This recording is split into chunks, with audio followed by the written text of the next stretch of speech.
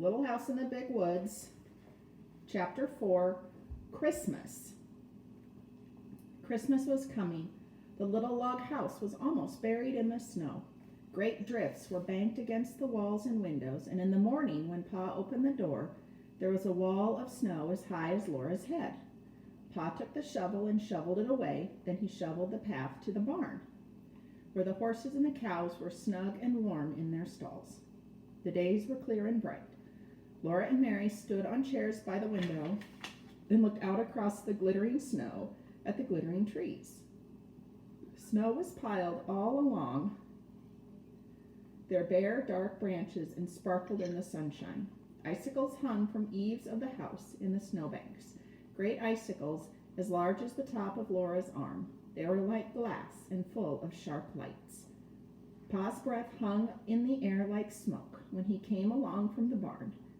He breathed in and out clouds, and it froze in the white frost on his mustache and beard.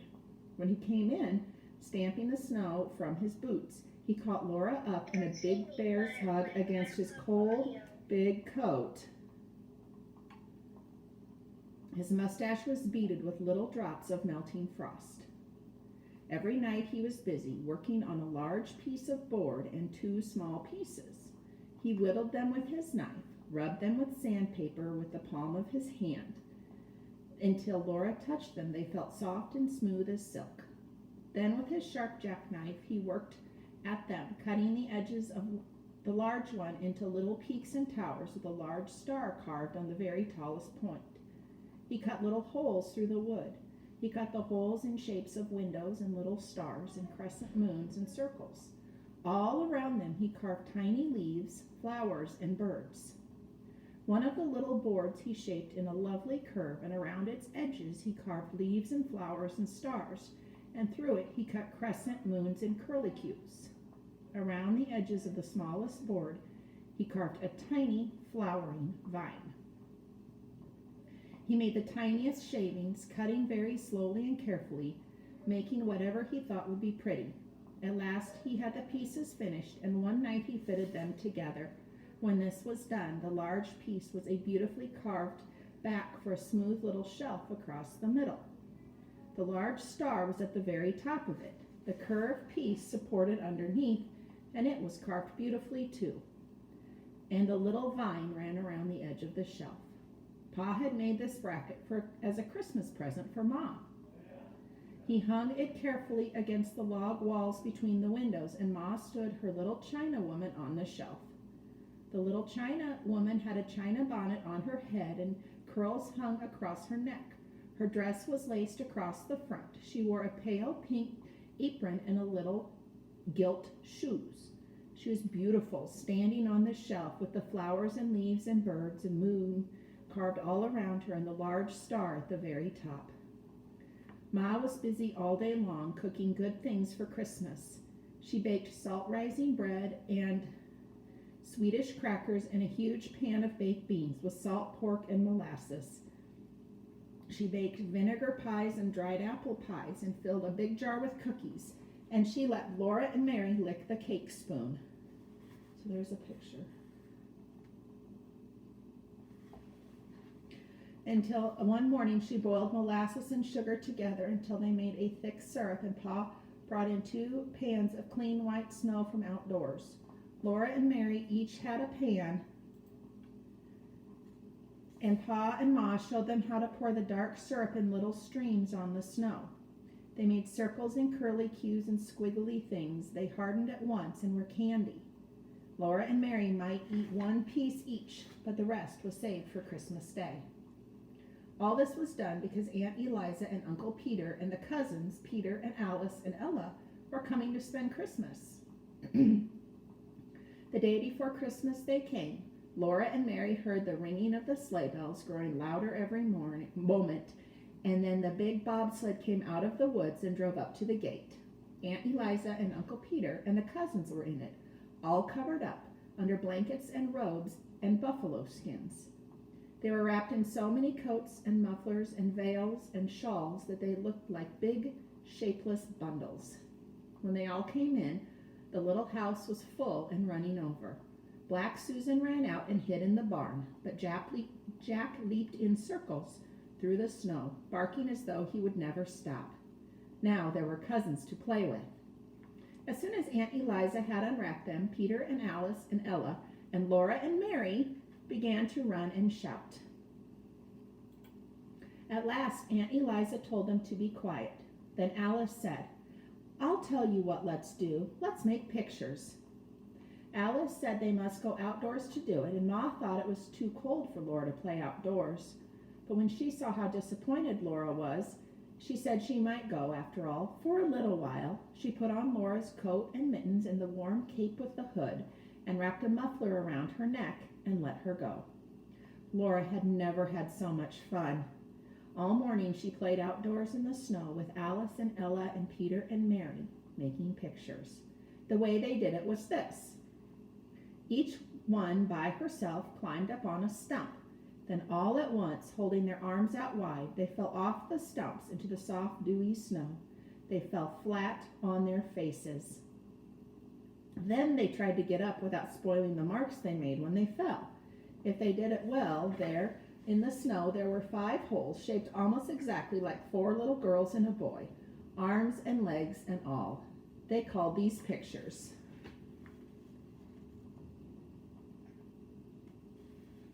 They played so hard all day that when night came they were too excited to sleep.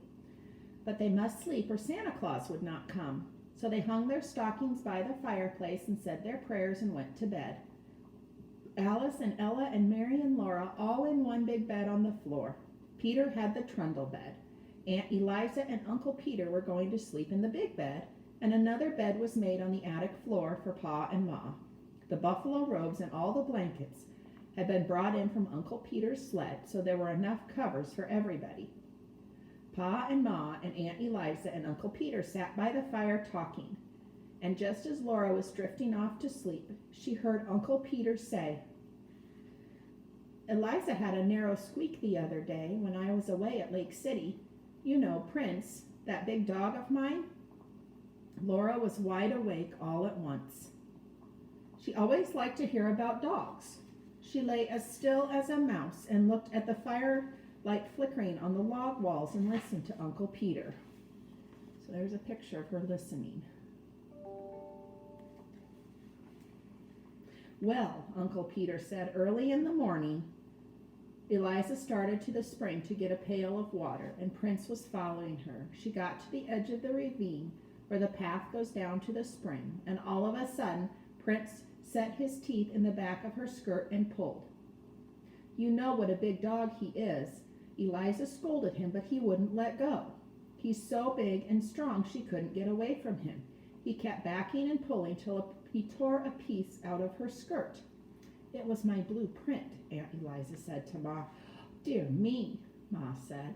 "He tore a big piece right out of the back of it," Aunt Eliza said.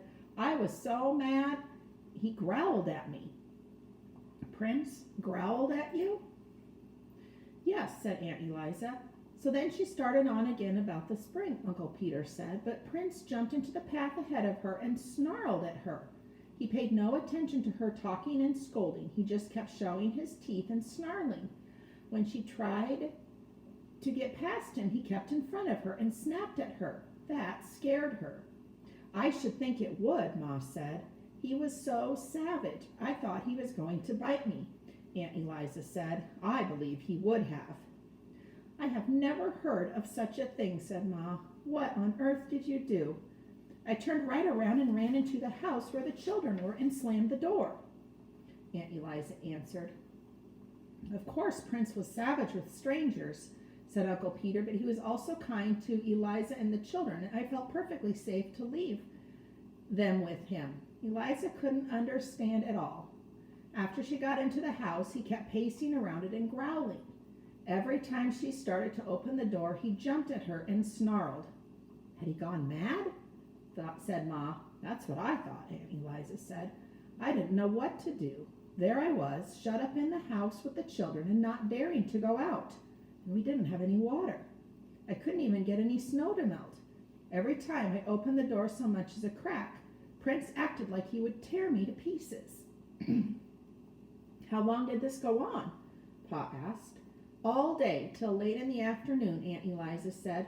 Peter had taken the gun, or I would have shot him. Along late in the afternoon, Uncle Peter said, he got quiet and lay down in front of the door. Eliza thought he was asleep, and she made up her mind to try and slip past him to get to the spring for some water. So she opened the door very quietly. Of course, he woke up right away. When he saw that she had a water pail in her hand, he got up and walked ahead of her to the spring, just the same as usual. And there, all around the spring in the snow, there were fresh tracks of a panther. The tracks were as big as my hand, said Aunt Eliza. Yes, said Uncle Peter. He was a big fellow. His tracks were the biggest I ever saw. He would have got Eliza for sure if Prince had let her go to the spring in the morning. I saw the tracks.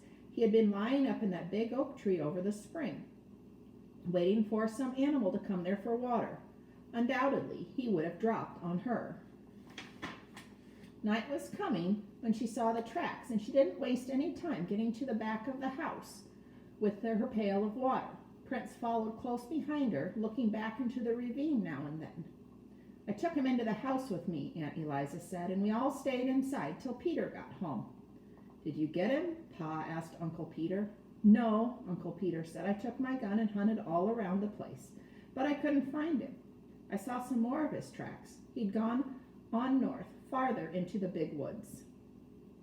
Alice and Ella and Mary were all wide awake now, and Laura put her head under the covers and whispered to Alice, My, weren't you scared? Alice whispered back that she was scared, but Ella was scareder. And Ella whispered that she wasn't either such a thing. Well, anyway, you made more fuss about being thirsty, Alice whispered. They lay there whispering till Ma said, Charles, those children will never get to sleep unless you play the fiddle for them. So Pa got his fiddle. The room was still and warm and full of firelight. Ma's shadow and Aunt Eliza's and Uncle Peter's were so big and quivering on the walls in the flickering firelight, and Pa's fiddle sang merrily to itself. It sang, Monkey Musk and the Red Heifer, The Devil's Dream, and Arkansas Traveler. And Laura went to sleep while Pa and the fiddle were both softly singing. In the morning, they all woke up almost at the same moment. They looked at their stockings, and something was in them.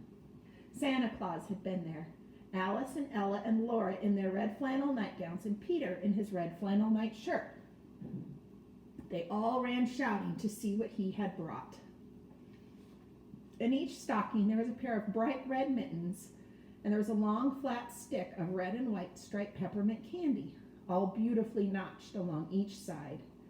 They were all so happy they could hardly speak at first. They just looked with their shining eyes and all those lovely Christmas presents.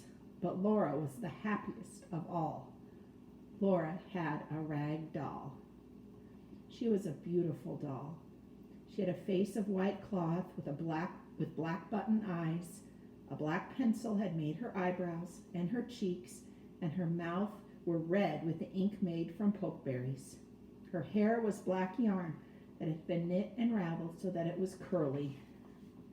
There are the pictures.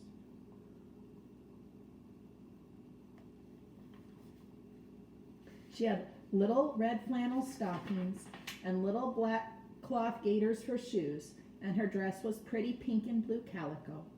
It was so beautiful that Laura could not say a word. She just held her tight and forgot everything else. She did not know that everyone was looking at her till Aunt Eliza said, Did you ever see such big eyes? The other girls were not jealous because Laura had mittens and candy and a doll, because Laura was the littlest girl except baby Carrie and Aunt Eliza's little baby, Dolly Varden. The babies were too small for dolls. They were so small that they did not even know yet about Santa Claus. They just put their fingers in their mouths and wriggled because of all the excitement. Laura sat down on the edge of the bed and held her doll. She loved her red mittens and she loved the candy, but she loved her doll best of all. She named her Charlotte. They all looked at each other's mittens and tried on their own. Peter bit a large piece out of his stick candy, but Alice and Ella and Mary and Laura licked theirs to make it last longer. Well, well, Uncle Peter said, isn't there even one stocking with nothing but a switch in it? My, have you all been such good children? But they didn't believe Santa Claus could really have given them nothing. That happened to some children, but it couldn't ever happen to them. It was so hard to be good all the time, every day for a whole year. You mustn't tease the children, Peter, Aunt Eliza said. Ma said, Laura, aren't you going to let the other girls hold your doll? She meant little girls must not be so selfish. So Laura let Mary take the beautiful doll, and then Alice held her for a minute, and then Ella. They smoothed the pretty dress and admired the red flannel stockings and the gaiters and the curly woolen hair. But Laura was glad when at last Charlotte was safe in her arms again. Pa and Uncle Peter had each a pair of new warm mittens knit in little squares of red and white. Ma and Aunt Eliza had made them. Aunt Eliza brought Ma a large red apple stuck full of cloves. How good it smelled, and it would not spoil, for so many cloves would keep it sound and sweet. Ma gave Aunt Eliza a little needle book she had made, with bits of silk for covers and soft white flannel leaves into which to stick the needles. The flannel would keep the needles from rusting. They all admired Ma's beautiful bracket, and Aunt Eliza said that Uncle Peter had made one for her, with different carvings. Santa Claus had not given them anything at all. Santa Claus did not give grown people presents, but that was not because they had not been good. Pa and Ma were good. It was because they were grown up, and grown-up people must give each other presents. Then all the presents must be laid away for a little while. Well, Peter went out with Pa to do the chores, and Alice and Ella helped Aunt Eliza make the beds. Laura and Mary set the table while Ma got breakfast. For breakfast there were pancakes, and Ma made a pancake man for each one of the children. Ma called each one in turn to bring her plate and could stand by the stove and watch. With a spoonful of batter, Ma put the arms and the legs and the head. It was exciting to watch her turn a whole little man over, quickly and carefully, on a hot griddle. When it was done, she put it smoking hot on the plate. Peter ate the head off his man right away, but Alice and Ella and Mary and Laura ate theirs slowly in little bits. First the arms and legs, then the middle, saving the head for last. Today the weather was so cold they could not play outdoors, but there were new mittens to admire and the candy to lick. And they all sat on the floor together and looked at pictures in the Bible and the pictures of all kinds of animals and birds in Pa's big green book. Laura kept Charlotte in her arms the whole time. Then there was the Christmas dinner. Alice and Ella and Peter and Mary and Laura did not say a word at the table, for they knew that children should be seen and not heard. But they did not need to ask for second helpings. Ma and Aunt Eliza kept their plates full and let them eat all the good things they could hold. Christmas comes but once a year, Aunt Eliza said. Dinner was early because Aunt Eliza, Uncle Peter, and the cousins had such a long way to go. Best the horses can do, Uncle Peter said. We'll hardly make it home before dark. So as soon as they had eaten dinner, Uncle Peter and Pa went to put the horses to the sled, while Ma and Aunt Eliza wrapped up the cousins. They pulled heavy woolen stockings over the woolen stockings and the shoes that were already wearing.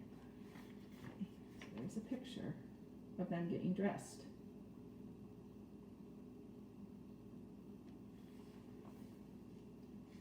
They put on mittens and coats and warm hoods and shawls and wrapped mufflers around their necks and thick wooden veils over their faces. Ma slipped piping hot baked potatoes in their pockets to keep their fingers warm, and Aunt Eliza's flat irons were hot on the stove, ready to put at the feet in their sled. The blankets and quilts and the buffalo robes were warm too. So they all got into the big bobsled, cozy and warm, and Pa tucked the last robe well in around them. Goodbye, goodbye, they called off, And as they went, the horses trotting gaily and the sleigh bells ringing. In just a little while, the merry sounds of the bells was gone and Christmas was over. But what a happy Christmas it had been.